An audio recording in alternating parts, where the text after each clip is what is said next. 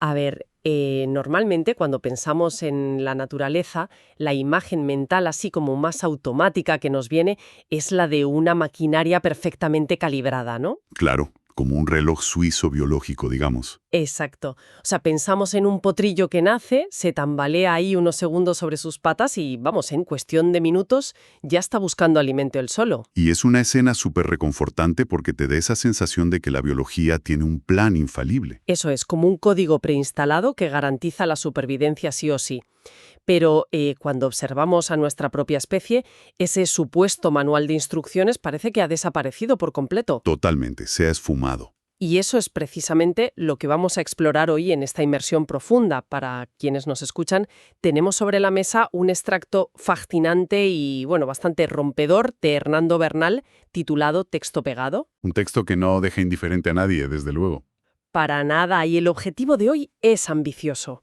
Vamos a desmantelar una de las creencias más arraigadas de la humanidad, que es el famoso instinto materno, y descubrir qué es lo que realmente mantiene vivo a un ser humano en sus primeros meses de vida. Que es una premisa muy potente. Mucho. Así que, vale, vamos a desgranar esto. La sociedad da por sentado que cuidar de un bebé es algo biológico, casi automático, pero las fuentes de hoy afirman exactamente lo contrario. Lo fascinante aquí es cómo este texto nos obliga a replantear la propia definición de supervivencia. Ajá. Porque no solo vamos a hablar de biología pura, sino de cómo la supervivencia física está inexplicablemente ligada al reconocimiento emocional. O sea que para entender por qué este vínculo humano es tan único, primero tenemos que mirar el punto de partida puramente físico, ¿verdad? Eso es. Y compararlo con el resto de la naturaleza.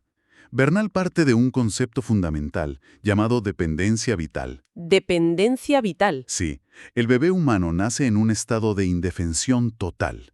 Una premadurez absoluta si lo comparas con cualquier otro animal. Claro, somos los más inútiles al nacer, hablando en plata. Tal cual. Y citando al autor, Arroyave Vareda, de 2007, que menciona el texto «La supervivencia del niño no tiene nada de natural».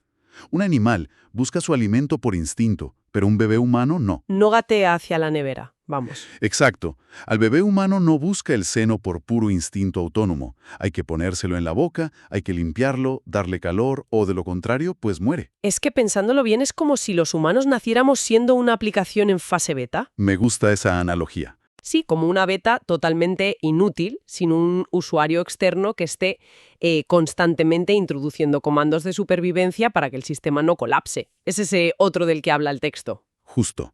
Y eso rompe por completo esa visión romántica del nacimiento. El bebé necesita un otro no como una opción decorativa, sino como un respirador artificial. Madre mía, ¿un respirador artificial? Es que es la única especie cuya supervivencia inicial depende del esfuerzo consciente de un tercero, y no de sus propios reflejos. Vale, entonces tenemos esta maquinaria física que se mantiene funcionando a base de leche y calor que le da a ese otro. La lógica dictaría que eso ya es suficiente para sobrevivir, ¿no? Biológicamente hablando, sí. Claro, pero aquí es donde el texto de Bernal revela un giro bastante oscuro e inesperado y demuestra que el cuerpo humano necesita algo más que combustible físico. Y efectivamente, porque cubrir las necesidades básicas como la comida o el calor simplemente no basta. Existe lo que el autor llama una dependencia de amor. Y esto me parece fuertísimo. O sea, el niño necesita sentir afecto, necesita ser nombrado, reconocido y, bueno, encontrar un lugar en el deseo de ese otro para poder existir. Y si no lo encuentra, tenemos un problema médico real. El texto hace una mención crucial al síndrome de hospitalismo de Spitz, estudiado en 1945. Que es un estudio escalofriante. Lo es. Demostró que si a un niño solo se le da alimento y calor, pero carece por completo de afecto, sufre retrasos físicos y mentales gravísimos. E incluso puede llegar a morir, que es lo que más me impacta. O sea, entonces, ¿qué significa todo esto? Pues que el amor es literalmente el alimento más importante. Pero a ver, yo aquí me pongo en plan abogada del diablo, ¿eh? Porque cualquiera diría que biológicamente, si las células tienen nutrientes, pues el cuerpo crece y punto. Esa es la visión higienista clásica, sí. Claro, pero el texto nos dice que sin mimos, sin que nadie nombre al bebé, la biología se rinde. O sea, el afecto tiene realmente un interruptor físico de encendido y apagado en el cuerpo de un niño. Si conectamos esto con el panorama general, vemos que sí. El síndrome de hospitalismo demuestra que la mente y el cuerpo humano son indivisibles desde el día 1. Van en el mismo pack. Totalmente. Si el bebé no es nombrado ni deseado, su psique entiende de alguna forma que no existe en el mundo social. Ostras. Y trágicamente, al sentir eso, su cuerpo físico puede llegar a apagarse. El afecto no es un lujo emocional, es que es una necesidad médica vital para asimilar ese alimento físico. ¡Qué barbaridad! O sea, habiendo establecido que la supervivencia física depende absolutamente del amor y de una atención súper extrema, pues surge la pregunta más incómoda de todas, ¿no? La gran pregunta, sí. Porque si esto no es provocado por un instinto biológico animal, que ya hemos visto que no, ¿qué es lo que empuja a una madre o a un cuidador a dar ese amor que salva vidas? Y aquí es donde Bernal entra a refutar el concepto del instinto materno. Aquí es donde se pone realmente interesante. Y quiero hacer un inciso importante para nuestra audiencia, Claro, adelante. porque es fundamental señalar que el autor menciona realidades superduras, como el aborto o el abandono, y no lo hace para tomar una postura política o emitir un juicio moral, y nosotros, desde luego, tampoco lo hacemos aquí, No, en absoluto. sino que utiliza estos hechos humanos como pruebas lógicas en su argumento. Nos está diciendo, a ver, miren, la biología no es un dictador infalible.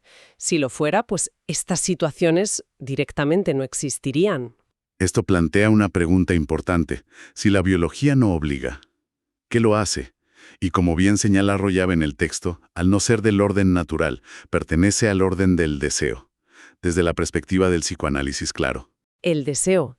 Y no hablamos del deseo de querer comerte una pizza. No, para nada. Hablamos de un acto activo y consciente. Es el acto de desear a un hijo, de imaginar su futuro. De pensar en él antes de que nazca, ¿verdad? Eso es. Darle un lugar en el deseo del otro es lo que verdaderamente hace que el niño viva. Me parece precioso y a la vez súper complejo, porque si quitamos la idea de ese instinto automático tipo robot, elevamos el rol de la madre o del cuidador a algo mucho más profundo. Muchísimo más. Cuidar de un bebé no es obedecer un mandato biológico ciego del que no puedes escapar. Es una decisión psicológica. Una decisión diaria, además. O sea, menuda inmersión profunda hemos hecho hoy. Vamos a hacer un pequeño repaso del viaje que nos hemos marcado. Me parece perfecto. A ver. Hemos pasado de ver al bebé humano como una criatura físicamente inútil, con esto de la dependencia vital, Ajá.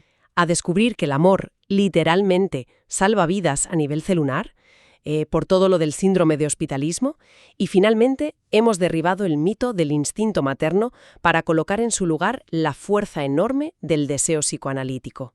Y creo que es vital recordar a nuestra audiencia por qué todo esto importa tanto en el día a día. Sí, ¿por qué deberíamos quedarnos con esto? Porque entender esto cambia radicalmente nuestra perspectiva sobre la crianza y la compasión.